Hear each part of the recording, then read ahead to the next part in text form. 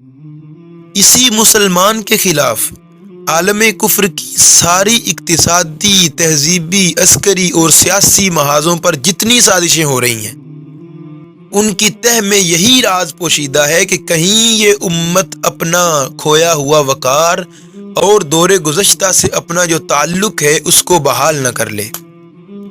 یہ فاقہ کش جو موت سے ڈرتا نہیں ذرا، روح محمد اس کے بدن سے نکال دو۔ معزز سامعین، السلام علیکم۔ میلاد مصطفیٰ صلی اللہ علیہ وآلہ وسلم کا مہینہ اپنی دل بہار اور شادمانی سے بھرپور ساعتوں کے ساتھ الوداع ہوا۔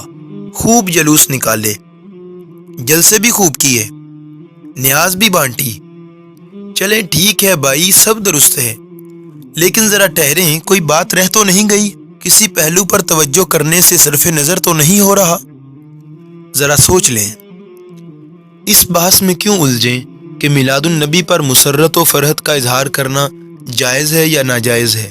کیونکہ حد شرع میں رہ کر جس طرح قرآن و سنت اور قرون اولیٰ کے سلف کا وتیرہ ہے، اسی طرح ایک مومن کی فطرت سلیمہ اور عقل کامل سے بھی بعید بات نہیں، لہٰذا اس بحث میں الجھنا ہی ضروری نہیں۔ سوال یہ ہے کہ اصحاب رسول صلی اللہ علیہ وآلہ وسلم بھی کیا صرف ہماری طرح وقتی عاشق رسول تھے؟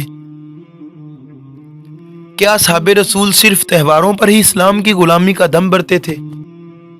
کیا دور نبوت میں مسلمان اسلام سے اتنا ہی دور تھا جتنا کہ آج ہے؟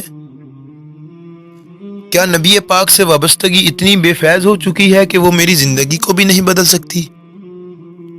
کیا دین اسلام سے ربط اتنا بے ثمر ہے کہ وہ ہمارے خون کو اسلام کے نام پہ مچلنے بھی نہیں دیتا؟ کیا رسول اللہ سے رشتہ غلامی اتنا نازک ہو گیا کہ مسجد والا مسلمان اور ہے اور محفل والا مسلمان اور ہے؟ کہیں ایسا تو نہیں کہ ہم رسول اللہ کے احکامات اور دین اسلام کو اپنی مرضی کے مطابق ڈھال کر اپنانا چاہتے ہیں؟ کہیں ایسا تو نہیں کہ ہم اندر سے کفر کے نظام کو قبول کر چکے ہیں معاذ اللہ؟ کہیں ایسا تو نہیں کہ ہمارے دل سے عظمت اسلام کم ہوتی ہوئی اب ختم ہونے کے قریب ہے؟ کیا آج کی نوجوان نسل سرکشی و بے راہ روی میں اپنا کوئی ثانی رکھتی ہے؟ کیا آج کی نوجوان نسل اللہ اور اس کے رسول سے کچھ رشتہ غلامی بھی رکھتی ہے؟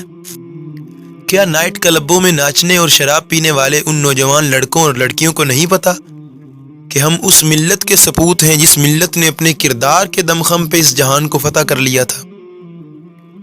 کیا چوکوں چوراہوں میں کھڑے ہو کر وقت گزارنے والے اس نوجوان کو اس بات سے بے خبری ہے کہ کوئی خالد بن ولید بھی گزرا ہے جس کے ہاتھ میں 100 سے زائد تلواریں ٹوٹی ہیں؟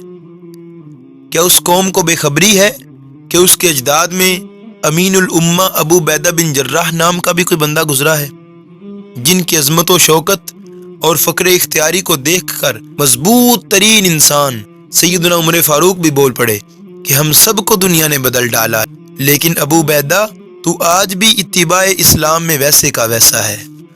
کیا آج کی نوجوان نسل کو غیرت و حمیت کا سبق دوبارہ یاد کروانا پڑے گا؟ نبی رحمت کی اسی زمانے کے بارے میں ایک پیشین گوئی سنیے۔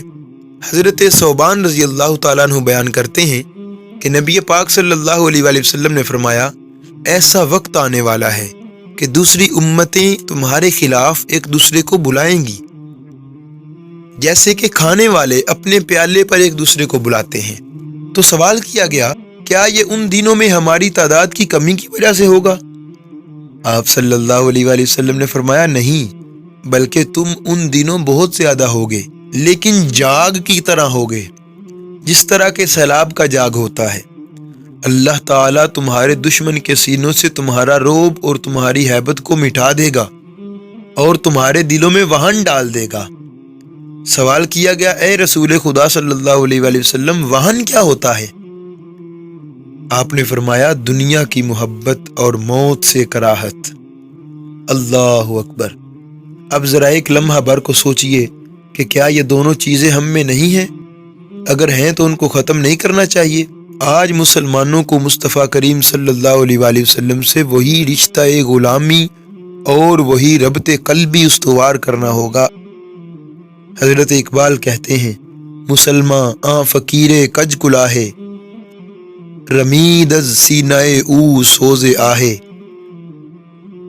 دلش نالد چرا نالد نہ داند، نگاہ یا رسول اللہ نگاہ